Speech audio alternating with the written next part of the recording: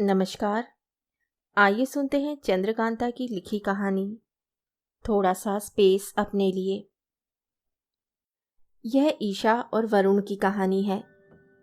कहानी क्या, कहानी के 2 एपिसोड हैं। टीवी सीरियलों के एपिसोड जैसे एपिसोड नहीं, जहां घटनाएं कछुआ चाल चलती हैं, एक स्थिति से दूसरी स्थिति तक पहुंचने में इतना फुटेज लेती हैं कि दर्शक वक्त की बर्बादी पर या तो खींचकर रिमोट का बटन बंद कर लें या सीरियल बनाने वालों की टीआरपी बढ़ाने के लाभ मूलक बचकानी कोशिशों को कोसता हुआ एक चैनल से दूसरा चैनल बदलता रहे। लेकिन यह कहानी है सीरियल नहीं, ईशा वरुण की कहानी, जो कहीं हॉरिजेंटल लाइन पर चलती है तो कहीं वर्टिकल लाइन पर। चल तो ठीक ठाक ही रही थी, बीच में ये छोटा मोटा पहाड़ सा स्पीड ब्रेकर ना आता तो कहानी यूं 20 सड़क पर खामाखा अटक न जाती। ऐसा नहीं है कि उनकी गाड़ी हमेशा लश्कारे मारती तारकोल हाईवे पर पानी पर बहती नाव सी बेरोक दौड़ती रही। कहीं कहीं रोड बजरी के डूहों, कीचड़ के डबरों और छोटे बड़े खड्डों से गुजरते थकच्चे खाते बीहड़ रास्ते भी उन्होंने पार किए हैं। मुंबई आने तक वो अच्छे खासे मैच्योर हो गए हैं। अपनी नई दुनिया के ऊंचे कंगूरों पर नजरें टिकाए जब वे मरीन ड्राइव से लगी खुली सड़कों से गुजरते हैं तो मर्सिडीज, बीएमडब्ल्यू और सी फेस पॉश अपार्टमेंट की बातें करते भी यह नहीं भूलते कि यहीं आसपास तंग गलियारों, सड़े फलों सब्जियों, कचरे के ढेरों के पड़ोस में चालों झुग्गियों में रहने वाले लोग भी हैं, तो शायद उनकी तरह ही खुशहाल जिंदगी के सपने देखते होंगे।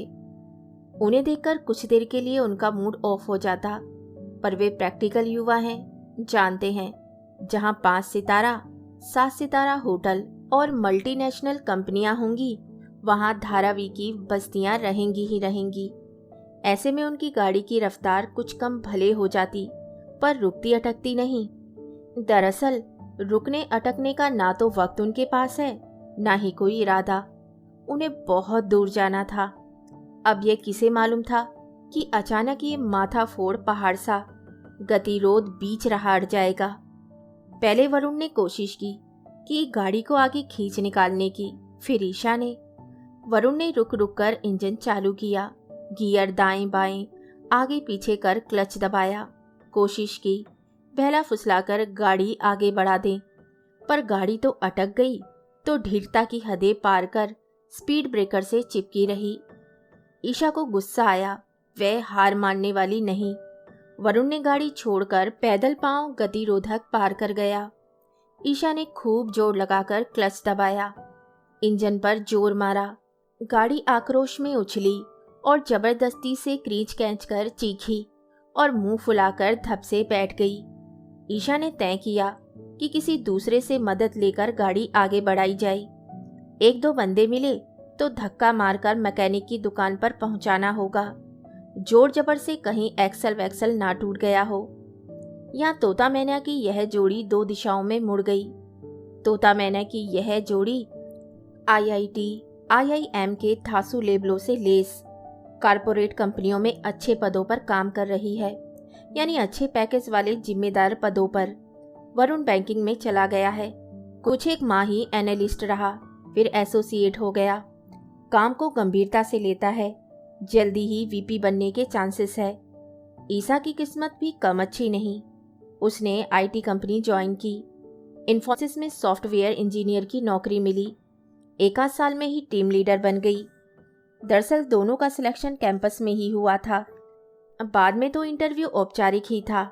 अपनी अपनी कंपनियों की तरह से दोनों ट्रेनिंग के लिए विदेश भेजे गए, एक न्यूयॉर्क, दूसरा जर्मनी। दूरियों के बावजूद वहां भी दोनों ने 1 आध वीकेंड साथ मनाया। मैं यह बताना तो भूल ही गई कि दोनों की दोस्ती 10 वर्ष पुरानी है। शुरुआत तो 16 में 17 वाली स्कूली उम्र से ही हुई थी, जिसे पहले पहले इन्फैचुएशन भले ही माने, स्टडी दोस्ती के चलते वे प्यार में बदल ही जाती है। तब पढ़ाई के दौरान स्कूल के साथ रहने पर भी घर जाकर आधी आधी रात तक मोबाइल पर गुटुरगु होती रहती। मध्यम वर्ग के परिवारों में, महानगरों की रिहायशियों में महानगरों के रिहाइशों में बच्चों को अलग अलग बेडरूमों की सुविधा भले ही ना हो, पर छोटे बड़े ड्राइंग रूम, कॉरिडोर, गैलरी वैलरी तो रहते ही हैं। आधी रात जहाँ चुपचाप अंधेरा लेटा रहता है, वहाँ सुगबुगाहटों भरी रोशनियां दिख जाएं तो बच्चों के मम्मी डैडी चौंक से जाते हैं। तब थोड़ी ताक झाक और थोड़ी पूछताछ भी होती है।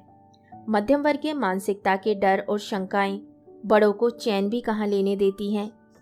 कहीं कुछ गलत ना हो जाए, कहीं गलत सोबत में तो नहीं पड़े बच्चे। लेकिन बच्चे अब बड़े होने की दहलीज पर खड़े थे। उनके पास हर शंका का समाधान था। वे बड़े भोलेपन से घर वालों को आश्वस्त कर देते कि सब सही सलामत है। कभी परीक्षाएं निकट होती तो एक दूसरे से समस्याएं डिस्कस होती, हल निकाले जाते। नए जमाने की पढ़ाई 70 के दशक वाले इंजीनियर वैज्ञानिक क्या जाने। सो कंप्यूटर युग के बच्चों के नए ज्ञान से प्रभावित मम्मी डैडी सी हैं कि मुद्रा में सिर हिलाकर खामोश हो जाते। बेचारे बच्चे आधी आधी रात तक मोबाइल फोन से चिपकाए प्रॉब्लम सॉल्व करने की कोशिश में हलकान होते रहते हैं। उन्हें फिक्र होती। सबसे बड़ी प्रॉब्लम थी कि ईशा को देर रात तक वरुण के कानों में स्वीट नथिंग्स गुनगुनाए बिना नींद न आती थी। तब वरुण उसे बहला फुसलाकर याद दिलाता कि अगली सुबह 7:30 की बस से स्कूल पहुंचना जरूरी है। तब उन्नींदी रात भी उनके साथ सो जाती और मम्मी डैडी भी। आगे की पढ़ाई के लिए एक दिल्ली में रह गया, दूसरा कलकत्ता चला गया। लेकिन मोबाइल का चूहा तो उंगली छूते ही दुनिया भर की जासूसी कर सकता है। फिर कंप्यूटर युग में ईमेल, इंटरनेट, चैटिंग के अनेक जरिए दोनों का फोन बिल बढ़ता जाता। मम्मी डैडी जेब खर्च बढ़ा देते। छुट्टियों में दूरियां पाट दी जाती।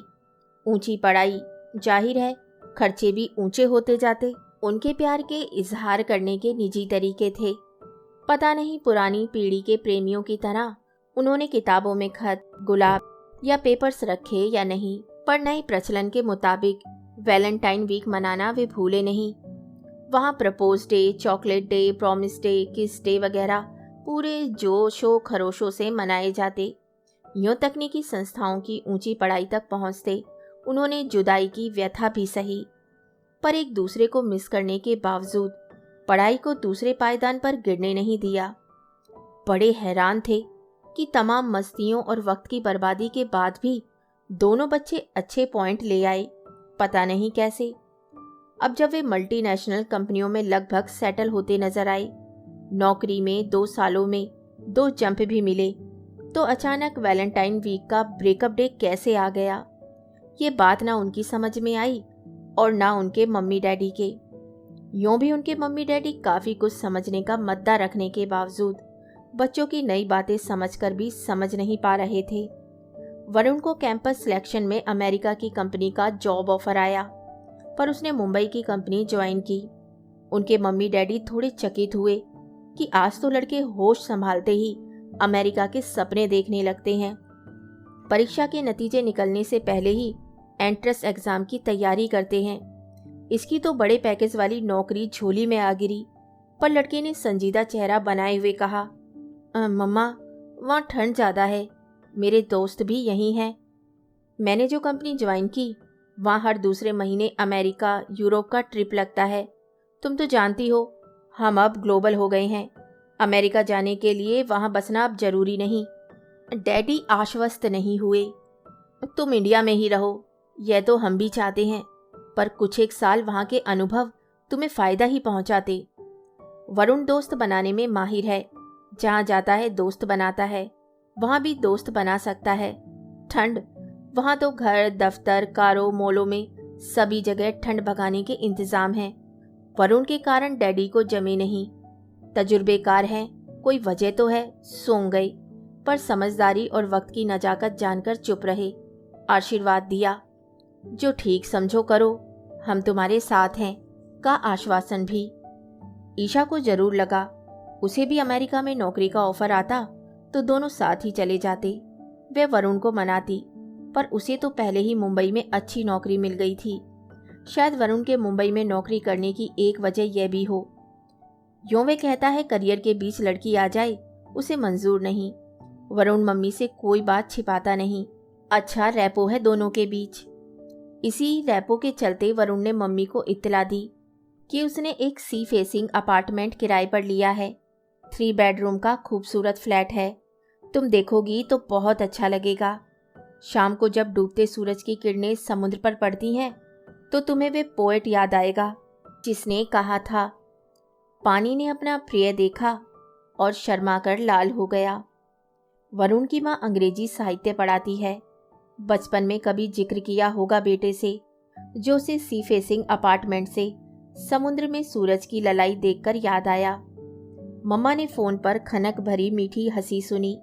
लगा बेटा कुछ ज्यादा ही रोमांटिक हो गया है। किराया बहुत होगा, अभी तो नई नौकरी है। हम शेयर करेंगे मम्मा, चिंता ना करो। बेटा समझदार है, फिजूल खर्ची नहीं करेगा, शौकीन तबीयत है। 2-3 लड़के साथ रहेंगे तो जरूरत के वक्त एक दूसरे का सहारा भी बनेंगे। मॉडर्न मम्मी के भीतर बैठी थी पुरानी माँ की चिंताएं। महीना भर बाद वरुण घर आया। खूब खुशी से मम्मा से कहा, मम्मा मैं ईशा के साथ फ्लैट शेयर कर रहा हूँ। मम्मा इस बेतकल्लुफ सूचना के लिए तैयार नहीं थी। उसका आधुनिकता बोध बेटे की भूचाली सूचना से हिल गया। ईशा के मम्मी डैडी, यानी कि उन्होंने बेटी को तुम्हारे साथ रहने की इजाजत दे दी?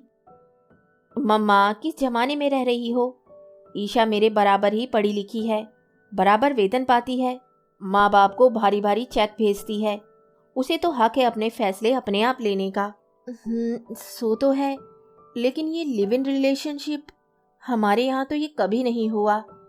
मम्मा जो आज हो रहा है वे क्या पहले कभी होता था? आज तुम्हारी बाई के पास भी सेल फोन है। हम आज कंप्यूटर क्रांति के युग में जी रहे हैं, ग्लोबल वर्ल्ड में। मम्मा मैंने कभी नहीं सोचा था कि तुम अभी भी पुरानी लीक पीटोगी।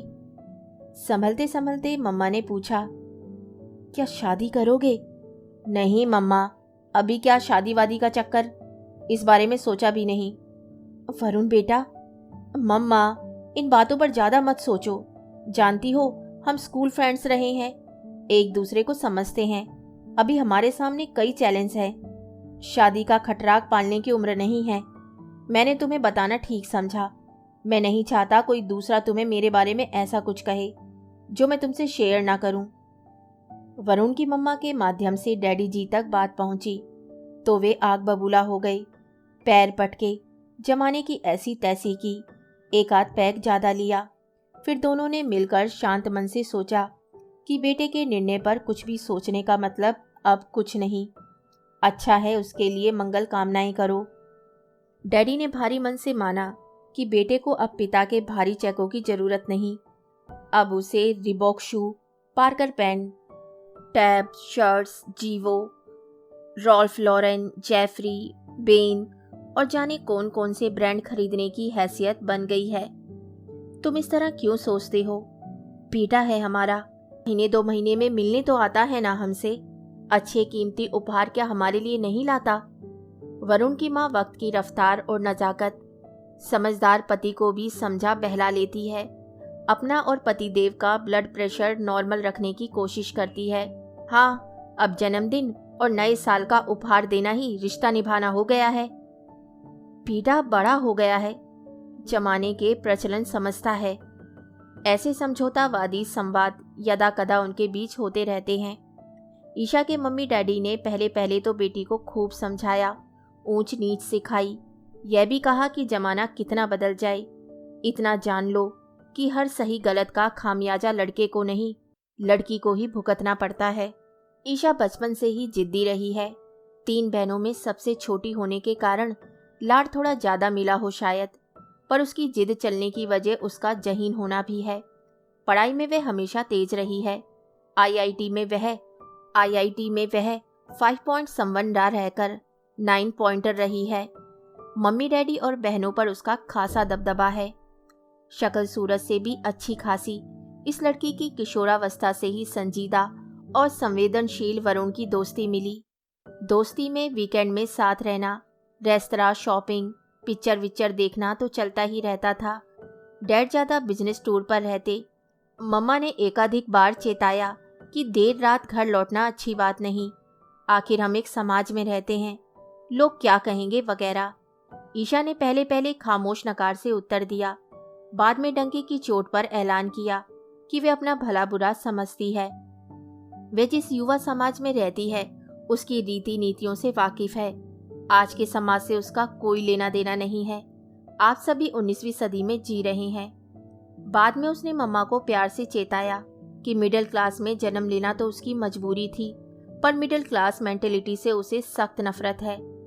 लेकिन बेटी, हमें जीना तो इसी मिडिल क्लास की मान्यताओं के हिसाब से है। नहीं मम्मा, मैं अपना क्लास आप बनाऊंगी, आप मेरे लिए परेशान ना हो। जो भी सही गलत मेरे साथ होगा मैं खुद ही उसकी जिम्मेदार होंगी। मम्मा बेटी के बीच जो भी संवाद हुए हों, निष्कर्ष स्वरूप मम्मा ने मुंह सी लिया। ज्यादा जोर जबर से बेटी घर के बर्तन भांडे ना पटकने लगे, जैसे बचपन में जिद पर आने से पटकती थी। तो ठीक है, जो ठीक समझो करो, कि स्वीकारोक्ति से बेटी को अभयदान दे दिया। उसे 2 बड़ी बेटियों की भी चिंता रहती थी। वह ना ईशा जैसी जहीन थी और ना जिद्दी, सो उन्हें समझाना सिखाना थोड़ा आसान भी था। ईशा के डैडी से बात करके इस बात को मद्देनजर रखकर एक ही बात कही, वरुण को शादी के लिए राजी करो। ईशा वरुण एक नई दुनिया में प्रवेश कर चुके थे। वहाँ सब कुछ उनकी अपनी पसंद का था। घर की भीतरी सज्जा से लेकर बाहरी व्यापार तक उनमें किसी का दखल उन्हें मंजूर नहीं था। अच्छा ही चलता रहा था सब कुछ। 3-1 महीने दोनों ने हवा के पंखों पर सवार होकर गुजारे। देर शाम तक ऑफिस, बचा समय साझा। वरुण के मम्मी डैडी और ईशा की मम्मा बारी बारी से बच्चों का घर देखने आए। वरुण की मम्मा तो अभिभूत थी। खिड़की से बाहर सागर पर सूरज के अक्ष पानी में पिघला सोना घोल देते। हवाएं तन मन की थकान भुला देती। भीतर शौक से खरीदा घर का सामान, फ्लैट, स्क्रीन टीवी, माइक्रोवेव से वॉशिंग मशीन तक, मॉडर्न किचन, गृहस्थी की शुरुआत। डैडी ने नोट किया, 3 बेडरूम में से एक ही बेडरूम इस्तेमाल होता है। वरुण ईशा दोनों देर रात तक घर लौटते। बड़ी कंपनियों में फुर्सतें कहाँ, आज इस क्लाइंट से मीटिंग, कल उससे, नई जिम्मेदारियां। ठीक है, सब ठीक है, जैसे बच्चे खुश रहें उसी में माँ बाप भी खुश। वरुण के डैडी भी अब नरम पड़ गए। आगामी बहू के लिए गिफ्ट खरीदने लगे, भावी योजनाएं बनने लगी। तब वरुण ने चेताया नहीं, ये सब अभी नहीं। 4 महीने भी ना हुए कि वरुण मम्मी डैडी के पास आकर बोला, आई एम गेटिंग बोर्ड मम्मा। बोर? किससे? काम से? ऑफिस के माहौल से? मम्मा ने जानना चाहा। नहीं मम्मा, काम तो ठीक है। मम्मा ने काम से बोर होने की सूची में शामिल सभी कारणों की जानकारी बेटे से ली। उनमें कोई भी कारण वरुण की बोरियत की वजह नहीं थी। वरुण की तनख्वाह अच्छी है, उसकी योग्यता के अनुसार। बॉस से अच्छा रेपो है, देर रात तक काम करना तो अच्छे पैकेज की शर्त ही है, और नई चुनौतियां उसे ताकत देती हैं। फिर मैं खुद भी समझ नहीं पा रहा हूँ, उलझ सा गया हूँ। समझदार, जहीन, मेहनत और प्रेमिल बेटे की उलझन ने माँ की भी नींद उड़ा दी। बच्चों की खुशी फिक्रों और उलझनों में इन्वॉल्व होने की सनातन आदतें तमाम आधुनिक बोध के बावजूद गई नहीं। सलाह मशविरा देने की आदत भी। थोड़े दिन कहीं घूम आओ बेटा, काम का प्रेशर भी थकाता है कभी कभी। नहीं, ऐसा कुछ नहीं, बेटे ने गोलमोल जवाब दिया। जल्द ही दूसरे छोर से वरुण की मम्मी को नया इल्हाम हो आया। आंटी, आप वरुण को क्यों नहीं समझाती? उसने मुझे छोड़ दिया है। कभी कभी हेलो हाय, कैसी है आंटी की औपचारिकता के बाद अचानक ईशा वरुण की माँ के इतने करीब कैसे आई कि अपनी बनाई हदों से बाहर न सिर्फ आप निकल आई, बल्कि वरुण की माँ को भी भीतर खींच लाई। वरुण की माँ को ईशा सहमी भीगी आवाज से छू गई। घर आने पर पूछा बेटे से, क्या बात हुई है तुम दोनों के बीच? कोई समस्या है? आई वॉन्ट माई स्पेस मम्मा। मोबाइल पर पजल सॉल्व करते वरुण बोला। मम्मा हैरान थी, बेटे की स्पेस में कौन दखल अंदाजी कर रहा है। वरुण मुंबई लौट आया, मम्मी डैडी को असमंजस में छोड़कर। ईशा हर दूसरे दिन वरुण की मम्मी को फोन करने लगी। आंटी, वरुण मुझे शिफ्ट करने को कह रहा है। आंटी वे मेरे साथ ऐसा कैसे कर सकता है? वरुण की माँ इस स्थिति में फंस जाएगी, ऐसा तो उसने दूर तक ना सोचा था। उनकी नितांत निजी दुनिया, अपने फैसले, उसमें उनके पांव धरने की भी जगह न थी। न राय न मशविरा, सिर्फ सूचना भर देने की औपचारिकता। अब उनकी जरूरत क्यों आन पड़ी? बड़ी बड़ी कंपनियों को सलाह मशविरा देने वाले तेज तरार युवा द्रव्य के भीतर ये कमजोर कोना कहाँ छिपा रह गया, जहाँ उनके अपने फैसले बेआब होकर उन्हें चौराहे पर छोड़ गए, या नजदीकियों ने प्यार की हवाई उड़ान को धरती दिखाई। वरुण की खींची लक्ष्मण रेखा को पार कर मम्मी बेटे से रूबरू हो गई, उसके फैसलों विश्वासों की याद दिलाई, जिन्हें उसने चाहने ना चाहने के बावजूद स्वीकार किया था। अब अचानक अलग होने के पीछे कुछ खास वजह तो होनी चाहिए। इस तरह सोच समझकर साथ रहने के बाद एकदम अलग होने की बात करना। वरुण ने सभी प्रश्नों का एक ही उत्तर दिया, हाँ मम्मा, मैंने उसे अलग रहने को कहा है। ये शिफ्ट नहीं करेगी तो मैं ही दूसरी जगह चला जाऊंगा। लेकिन फ्लैट का भारी किराया, यह क्या ईशा के साथ जाती नहीं? वह सब मैं दे दूंगा, उसे कोई परेशानी नहीं होगी। मैं बस अकेले रहना चाहता हूँ। लेकिन बेटे, ईशा मुझे बार बार फोन करती है, उससे क्या कहूँ? प्लीज मम्मा, आगे से उसका फोन मत उठाइए, वह बहुत इमेच्योर है। इस समस्या को मैं खुद सुलझा लूंगा, आप चिंता ना करें। लेकिन मम्मी को चिंता से छुटकारा मिल भी जाता अगर ईशा बार बार फोन पर रुंधे गले से उसे वरुण को समझाने का इसरार नहीं करती। ईशा के साथ सहानुभूति होने के बावजूद मम्मी को सोच से छुटकारा नहीं। 11वीं कक्षा में शुरू हुई इस प्रेम कथा के इमेच्योर से मैच्योर होने की प्रक्रिया के बीच जो कुछ गुजरा होगा वे ईशा वरुण जानते होंगे। साथ रहने पर जो उल्लास और आत्मीय उत्कर्ष रग रग से फूट आता था, उसे तो वरुण की मम्मी ने गहराई से महसूस किया था। तभी शायद उनके साथ रहने को उसने स्वीकृति दी या देनी पड़ी थी। वे प्रेम घुटन कैसे बन गया? अब अचानक तेज गति से दौड़ती उनकी गाड़ी बीच सड़क के किस स्पीड ब्रेकर पर रुक गई। इसका क्यों क्या जानना लगभग असंभव था, क्योंकि वरुण ने मम्मी का फोन रिसीव करना बंद कर दिया। जाहिर है मम्मी डैडी को खुले सोच के लिए आजाद छोड़ दिया वरुण ने। ईशा ने फोन कम कर दिए, पर जो भी किए विस्फोटक साबित हुए। आंटी, आज वरुण की कार प्रभा देवी में रीता के अपार्टमेंट के बाहर देखी गई। आंटी, रात वे अपने अपार्टमेंट भी नहीं लौटा था, मैंने उसका बेड देखा था। आंटी, वे रीता से मेल जोल बढ़ा रहा है, वे बिल्कुल अच्छी लड़की नहीं है। वे फास्ट है, ड्रिंक करती है, वे यह करती है, वह करती है। रीता कौन है? यह मम्मी ईशा से जान गई। यह भी जान गई कि ईशा अपनी किस सहेली के साथ रहने लगी है। अपनी नौकरी भी करती है और वरुण की जासूसी भी। हैरानी की बात, सुबह से रात तक काम करने वालों को जासूसी करने का वक्त कैसे मिलता है? लेकिन हैरानी की बात बिल्कुल नहीं, जासूस हायर किए जा सकते हैं। फिर वे यूटीवी बिंदास चैनल है ना, इमोशनल अत्याचार को भुनाने वाली। ईशा के पास कमरे की डुप्लीकेट चाबी भी है, हिडन कैमरा फिट करवा सकती है। टेंशन से वरुण की तबीयत खराब हो गई, छुट्टी लेकर घर आना पड़ा। कई दिन बुखार नहीं उतरा। माँ ने ईशा से अलग होने की बात नहीं की, जैसे कुछ हुआ नहीं। लौटते वक्त गुमसुम था। माँ गले मिली, खुश रहा करो, रिश्ते में कई मोड़ तोड़ आते हैं। लाइफ इज सैड मम्मा। वरुण के भीतर जाने कितने भंवर घुमड़ रहे थे। माँ का कलेजा चिर गया। इस पहाड़ लांघने वाली उम्र में ऐसी हताशा, क्या बात है? ईशा के जासूस परेशान कर रहे हैं। वे अच्छी लड़की है, मुझसे अलग नहीं होना चाहती। तुम? मैं नहीं जानता मम्मा, मुझे लगा कुछ देर हमें अलग रहना चाहिए। दरअसल वे मुझे पल भर भी अकेला नहीं छोड़ती। बैचलर्स पार्टी में जाऊं तो नाराज हो जाती है, किसी दोस्त के साथ डिनर पर जाऊं तो हंगामा खड़ा करती है। मेरे बिना क्यों जाते हो? ऑफिस में भी देर हो जाए तो फोन पर फोन करती है। उसके इस व्यवहार से मुझे घुटन होने लगी है मम्मा।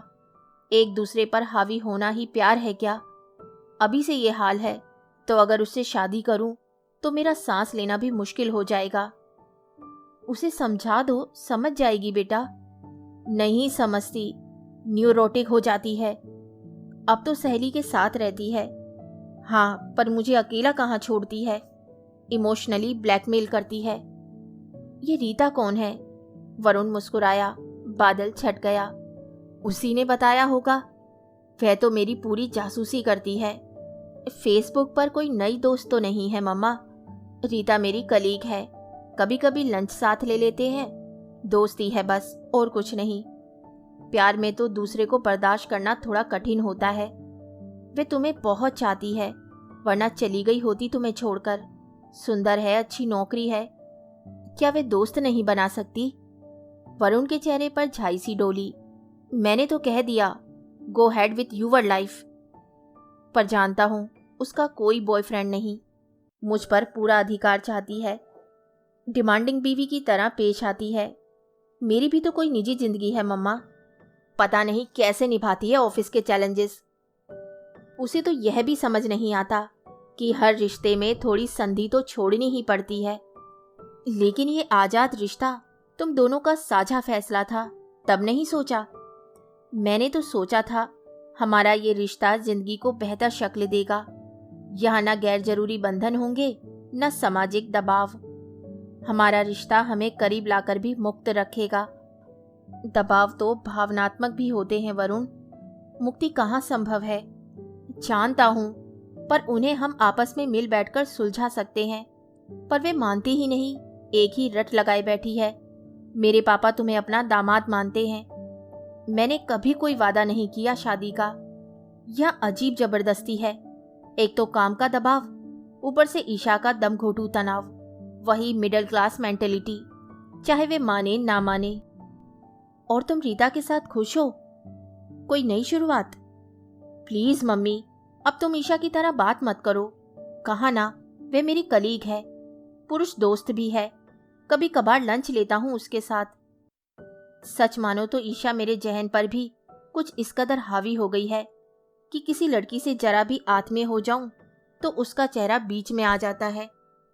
उसकी आंख बराबर मेरे एकांत में खलल डालती है। मैं परेशान हो जाता हूँ। मैं भी उसे भूलना नहीं चाहता, बस अपने वजूद को बचाए रखने चाहता हूँ। काश मम्मा वे इतनी सी बात समझ लेती। वरुण की भूरी पुतलियों में अवसाद की परछाई बताती हैं कि वे अपने ही बनाए जाल में उलझ गया है। न वे ईशा को भुलाना चाहता है और ना ही उसे समझा पाता है कि उसका सर्वग्राही प्यार उसे जकड़ने लगा है, जबकि वह उसे अपनी मुक्ति बनाना चाहता था। विदा में हाथ हिलाते माँ के भीतरी रसायन में भापीली हिलोर उठती है। लाइफ इज सैड मम्मा। वे चाहती है स्पीड ब्रेकर पर रुकी ईशा वरुण की गाड़ी आगे पीछे निकल ले। शायद दोनों धक्का मारकर उसे बाहर निकाल भी दें। क्या कहा जा सकता है? अगले पल के बारे में कुछ भी तो अनुमान नहीं लगाया जा सकता, सिर्फ उम्मीद की जा सकती है। ओपन रिश्तों का अंत भी ओपन हो सकता है। कहानी सुनने के लिए धन्यवाद। तो इसी के साथ मैं आपसे विदा लेती हूँ और कल फिर मिलती हूँ एक नई कहानी के साथ।